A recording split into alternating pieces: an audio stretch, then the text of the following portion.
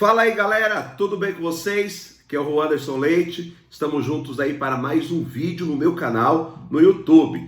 Antes de você continuar assistindo a este vídeo, não se esqueça, se inscreva no meu canal, deixe o seu like, compartilhe este vídeo também com todos os seus contatos para que a mensagem do Evangelho ela possa alcançar um número cada vez maior de corações. Então eu conto muito com você nessa missão de tornar ali os textos da Sagrada Escritura conhecidos e amados. Deixa eu dizer para vocês por que eu estou gravando este vídeo. O Evangelho de hoje, ele é o Evangelho ali que narra o encontro entre Jesus e a samaritana à beira do poço de Jacó. Este evangelho, muitas vezes, ele é envolvido por uma série de equívocos, ele é envolvido por uma série de más compreensões. E, na verdade, se trata ali de um texto belíssimo, um dos textos mais profundos da Sagrada Escritura. Então eu estou aqui para te ajudar, para que você, tanto você que ainda vai celebrar hoje, você que já celebrou, mas que talvez tenha ficado com algumas dúvidas, eu quero ajudar você a compreender de maneira adequada este texto, com toda a sua profundidade, com a riqueza que ele traz para nós. O evangelho do dia ele está no Evangelho de João, capítulo 4, na liturgia, o versículo 5, ele dá início, né? Ele marca ali o início do texto na liturgia. Então nós vamos lendo e à medida que forem necessários os comentários, eu farei as interrupções para poder fazer a partilha com vocês. Chegou então a uma cidade da Samaria, chamada Sicar, perto da região que Jacó havia dado a seu filho. Ali se achava a fonte de Jacó. Eu vou fazer uma pausa aqui, eu não vou comentar a fonte de Jacó agora. Nas minhas aulas eu costumo dizer que a fonte de Jacó ela é a cereja do bolo, ela é fundamental para a interpretação de todo o texto. Então, eu já volto aqui nessa questão. Fatigado da caminhada, Jesus, ele sentou-se junto à fonte, que eu quero fazer um destaque ao verbo sentar. Tá? O verbo sentar, o ato em si de sentar, para o judeu, era a posição na qual o rabino ele transmitia os seus ensinamentos. Então, Jesus, ele senta à beira do poço de Jacó, da fonte de Jacó, ali também como um mestre, para poder transmitir o seu ensinamento. E era por volta da hora sexta, que espetacular, irmãos. Vamos entender aqui essa questão da hora sexta. A hora sexta, ela equivale ao meio-dia, né? Ou então ali é o período de maior iluminação do dia, digamos assim.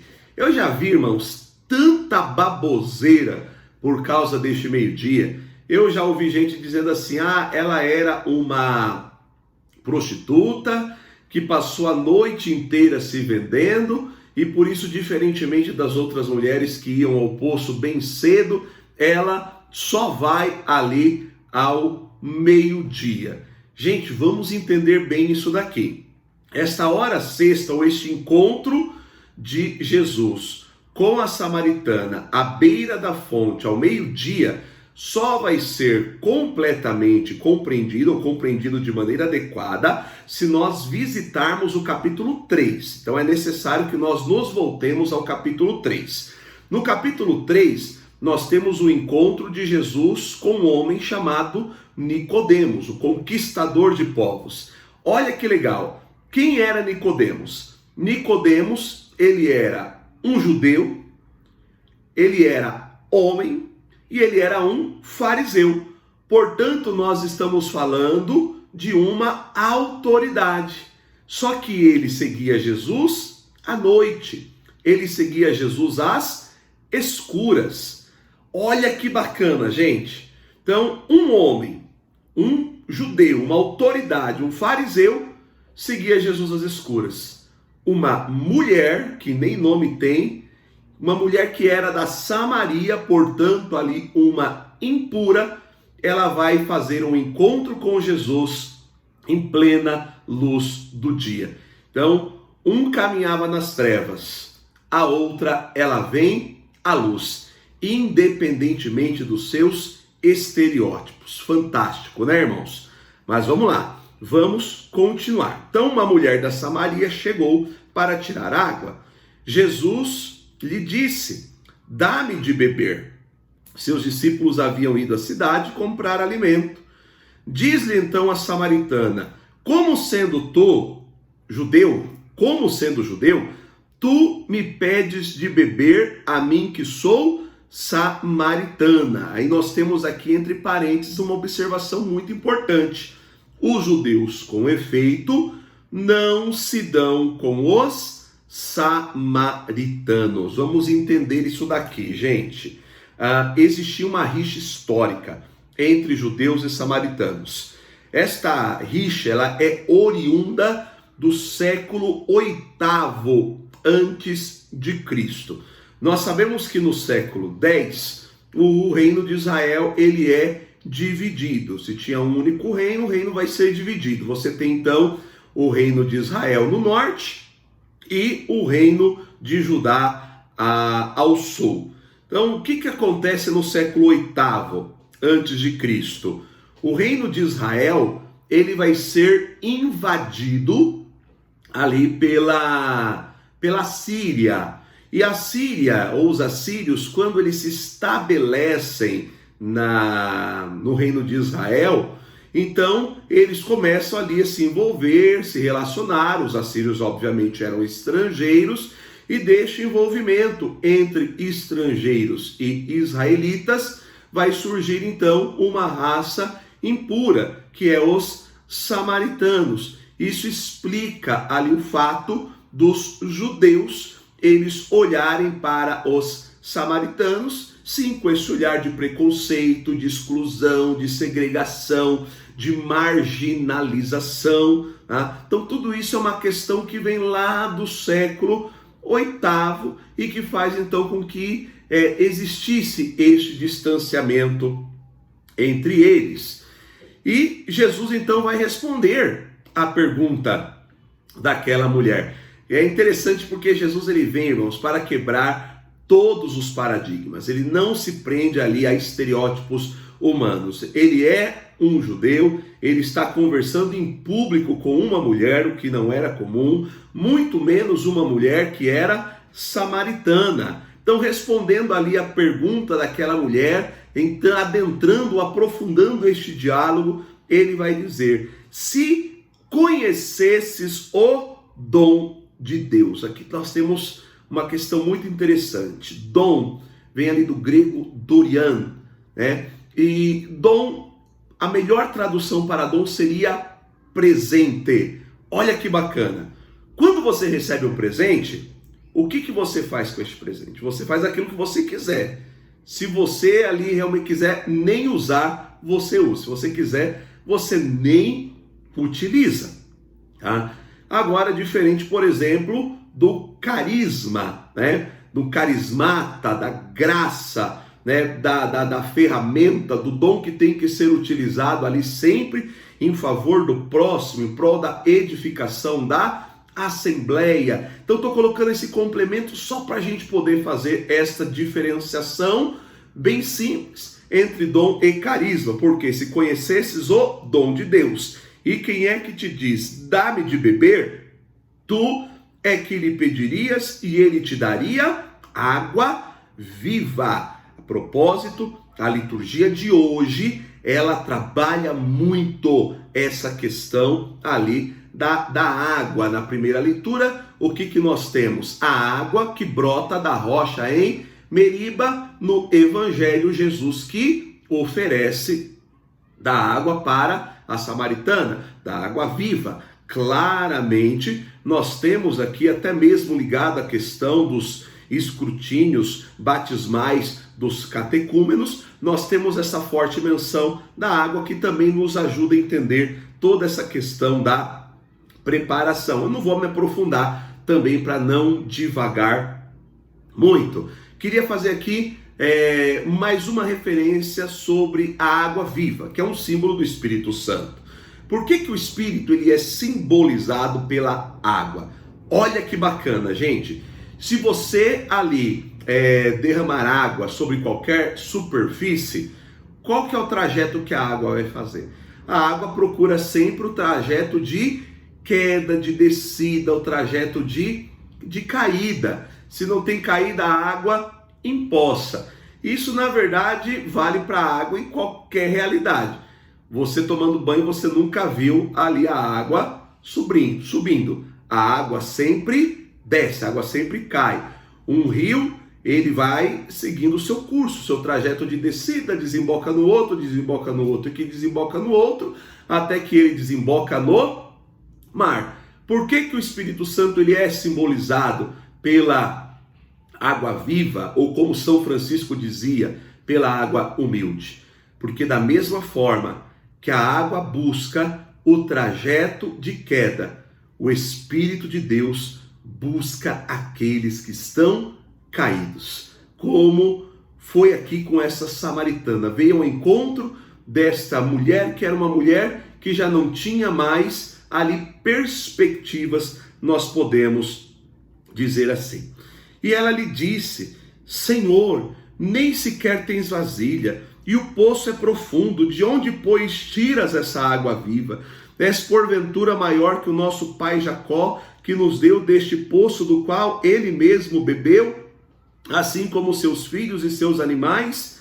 E Jesus lhe respondeu: aquele que bebe desta água terá sede novamente, mas quem beber da água que eu lhe darei nunca mais terá sede, pois a água que eu lhe der tornar-se-á nele fonte de água jorrando para a vida eterna. E disse-lhe a mulher: Senhor, dá-me desta água, para que eu não tenha mais sede, nem tenha de vir mais aqui para tirá-la. Olha que lindo. A mulher tem sede, Jesus tem a água. É a combinação perfeita para que uma pessoa seja saciada. Disse-lhe, versículo 16. Jesus disse: vai, chama o teu marido e volta aqui. A mulher respondeu: não tenho marido. Jesus lhe disse: falaste bem, não tenho marido, pois tivestes 5 maridos, e o que agora tens não é o teu marido. Nisso falaste a verdade. Olha que bacana, gente. Aqui também já vi uma série de equívocos acontecendo por causa da interpretação, de interpretações equivocadas também sobre esse texto, tá? Então, ela não era uma prostituta, mas ela era uma adúltera, porque ela tinha 5 maridos. Calma lá, gente. Para nós entendermos a palavra marido, é necessário uma visita também nas línguas semitas, da qual ali o hebraico, o aramaico, que era a língua que Jesus falava, faziam parte. A palavra marido, senhor, nas línguas semitas estão relacionadas, olha que interessante, a Baal, tá? A Baal, que nós sabemos que era uma divindade que era inclusive cultuada ali em Canaã, antes do estabelecimento dos israelitas. Então o que Jesus está dizendo? Vai, chama aqui o teu Deus, a tua divindade. Ah, eu não tenho um Deus. Disseste bem, porque o que tens agora não é teu Deus, pois tiveste 5 deuses, 5 senhores, 5 maridos. Aqui nós temos uma clara referência ali a 5 divindades, importadas, na verdade, as antigas divindades importadas,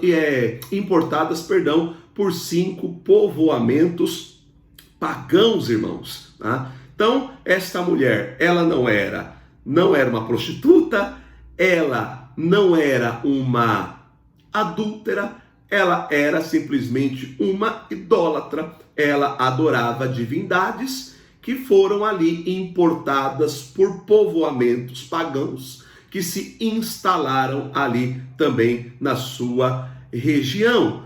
Mas olha que lindo, ela vai ter ali à beira do poço um encontro com o verdadeiro marido, com o verdadeiro Senhor, com o verdadeiro Deus. Ela vai ter ali um encontro com Jesus Cristo. E ela começa a reconhecer isso. Ela vai dizer assim, vamos voltar lá, versículo 19.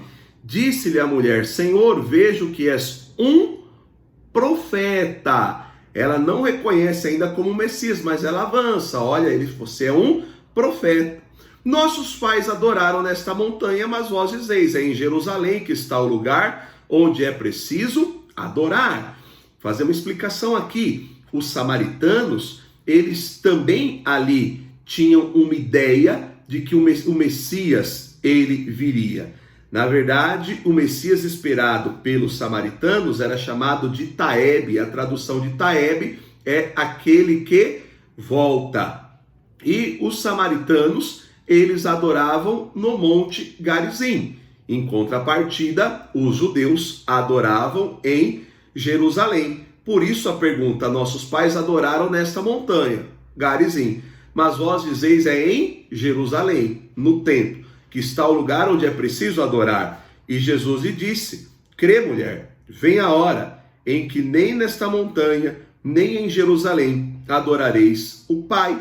Vós adorais o que não conheceis, nós adoramos o que conhecemos, porque a salvação vem dos judeus. Mas vem a hora, e é agora, em que os verdadeiros adoradores adorarão o Pai em espírito e verdade, pois tais são os adoradores que o Pai procura. Ou seja, a verdadeira adoração, ela independe do lugar, ela depende da disposição do nosso coração e, em primeiro lugar, de reconhecer ali que Deus é o nosso Senhor e Ele é digno de todo o nosso louvor e de toda a nossa adoração. Versículo 24, Deus é espírito e aqueles que o adoram devem adorá-lo em espírito e verdade. A mulher lhe disse: sei que vem um Messias que se chama Cristo, quando ele vier nos explicará tudo. Disse-lhe Jesus: sou eu que falo contigo. Naquele instante chegaram seus discípulos e admiravam-se de que falasse com uma mulher. Nenhum deles, porém, lhe perguntou: que procuras? Ou que falas com ela? A mulher então deixou seu cântaro, correu à cidade, dizendo a todos: vinde ver um homem que me disse tudo o que eu fiz. Não seria ele o Cristo? Olha só, ela já está aqui começando a reconhecer, ela já está reconhecendo que ele é o Messias. Eles saíram da cidade e foram ao seu encontro. Enquanto isso, os discípulos rogavam-lhe: Rabi, come. Ele, porém, lhes disse: tenho para comer um alimento que não conheceis. Os seus discípulos se perguntavam uns aos outros: por acaso alguém lhe teria trazido algo para comer? Jesus lhe disse: meu alimento é fazer a vontade daquele que me enviou e consumar a sua obra. Não dizeis vós: ainda 4 meses e chegará a colheita? Pois bem, eu vos digo, erguei vossos olhos e vedes os campos, estão brancos para a colheita. Já o ceifeiro recebe o seu salário e recolhe fruto para a vida eterna, para que o semeador se alegre juntamente com o ceifeiro. Aqui, pois, se verifica o provérbio: um é o que semeia, outro que o ceifa. Eu vos enviei a ceifar onde não trabalhastes, outros trabalharam e vós entrastes no trabalho deles. Perdão por ter avançado aqui um pouquinho, mas é para a gente poder também chegar naquilo que é essencial. Muitos samaritanos daquela cidade creram nele por causa da palavra da mulher que dava testemunho. Ele me disse tudo o que eu fiz. Olha que coisa linda. Nós entendemos que talvez na Samaria uma igreja, uma comunidade de fiéis, de crentes, surge a partir do testemunho dessa mulher. Na verdade, tal como deve ser, né, irmãos? O nosso testemunho deve fazer com que outros venham a crer, estabeleçam ali comunidades e um ajude o outro no caminho da salvação. Por isso os samaritanos vieram até ele e pedindo-lhe que permanecesse com eles. E ele ficou ali 2 dias. Bem mais numerosos foram os que creram por causa da palavra dele, ou seja, por causa da palavra dele, outros ainda vieram crer, mais ainda que o testemunho da mulher. E diziam à mulher: já não é por causa do que tu falaste que nós cremos. Nós próprios o ouvimos e sabemos que esse é verdadeiramente o Salvador do mundo. O reconhecimento de que Jesus é o Senhor, Messias, o Salvador. E para a gente poder encerrar, aqui eu trago a cereja do bolo. A cereja do bolo é a fonte de Jacó. Porque o encontro entre Jesus e a samaritana acontece à beira da fonte de Jacó. À beira da fonte de Jacó, ou à beira da fonte, ou à beira desta fonte, Jacó, ele conheceu ali Raquel, o maior amor da sua vida. Por que o encontro entre Jesus e a samaritana acontece à beira da fonte de Jacó? Porque à beira da fonte onde Jacó encontrou Raquel, o maior amor da sua vida, a samaritana encontra Jesus, o maior amor da sua vida. À beira daquele poço, daquela fonte, ela faz uma experiência profunda com o Senhor.